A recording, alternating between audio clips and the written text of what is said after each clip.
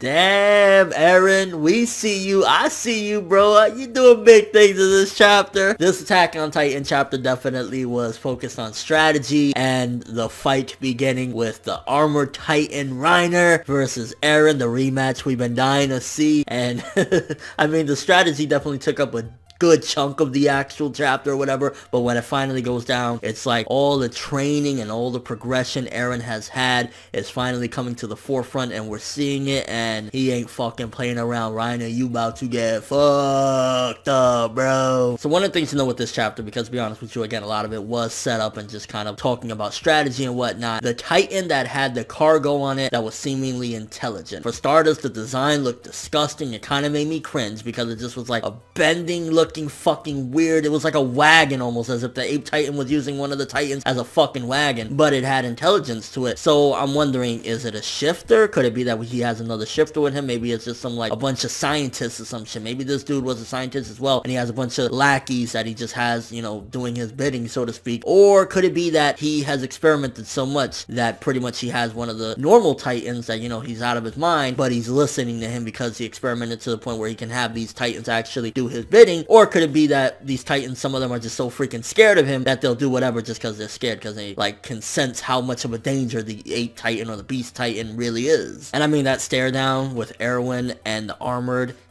kind of like, yo, you're the Armored fucking Titan. You're a beast, bro. Like, you're just one of the best Titans in the entire series. You're one of the strongest. And like, Erwin is giving you a stare down. Like, I give props to Erwin for that one. He didn't bitch out. He didn't pussy out. He never has. And he's just like, they're like, yo, bro, we gonna fuck you up. Like, that was just priceless, and honestly that just showcases Erwin's resolve and his character and everything. It's just like, I don't give a fuck, bro. Like, we're gonna fuck you up and we're gonna win this shit. And I knew it. I think if I'm correct, I actually said this in my last chapter, that whatever happened, if I'm correct, with Levi, you know, attacking Reiner or whatever, he did some damage because that sword was still lodged into his neck. And we find out a little bit more about Reiner and how he can control his bodily functions, that he could actually move his mind to encompass his entire body, which is interesting because I'm curious, could other shifters do that as well? Is it that he's advanced and he's been training all this time to do things like that? Like, if Eren takes some severe damage, would it actually not affect him if he like can move his, you know, mental functions around? So definitely, again, more showcasing of the abilities of the Titans and the shifters or whatever. I mean, he had a fucking sword lodged to his neck and he was just like still there thinking normally and like was able to pull it out and able to move his mind around. This Titan DNA is no fucking joke. Like, you can take a sword through the neck and move your mind around and everything. Like, there's something, you know, insane about this, and I can't wait to find out more about it. And Erwin really has trust in Armin. I mean, he basically said, okay, you're gonna be one of the people saying the commands in this one, you and Hanji. Like, they really have, or Erwin really has, high expectations of Armin. And I think partially some of it is due to the fact that Armin is friends with Eren.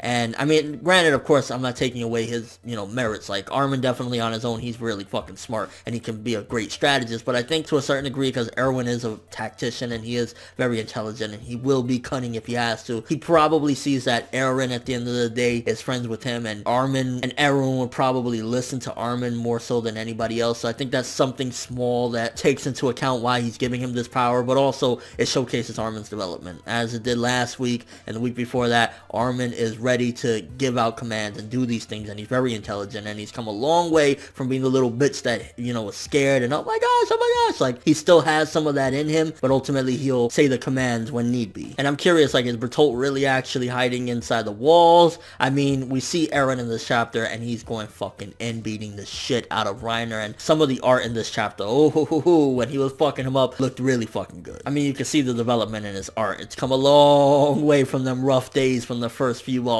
But if Bertolt is anywhere near, which again, Armin's experience helping out to say, hey, Bertolt last time came and jumped in, stay away from the wall. So I think if I'm correct, the last time we seen Bertolt, it was the same thing as like Reiner. They were like peeking, and I think they were inside the wall. So the Armored Titan is probably gonna have, or Eren, shall I say, is gonna have a fair fight with the Armored Titan, because the Colossal Titan, if he does show up, the only thing he could do is maybe try and fuck up the wall, which is gonna make Eren say, no, I gotta run back. So that's the only way I could see Bertolt having any impact in this actual fight. I don't think he's going to be able to jump this time and smash him down and, you know, double team Eren this time around. And the mention of a new weapon, curious as to what that is. And overall, I mean, this chapter, it was pretty damn good. It was pretty damn good. It focused a lot on strategy and setup, but ultimately when it finally went down, seeing Eren's development and fucking up Reiner and stuff like that, like, it was a priceless chapter. It was really fucking good. I'd say 7.5 to an 8 for this chapter. Like, seeing it come full circle, the rematch we've been waiting for, and I'm liking Eren's development as he fucks up the Armor Titan. Good shit. Let me know what you guys think. First of all, what is up with the Titan that is holding the cargo? Is he a shifter? Is it something else? Has the Ape Titan molded him to be that way? Because again, it was even noted that he wasn't one of those people that was just turned into a Titan. He was kind of already around,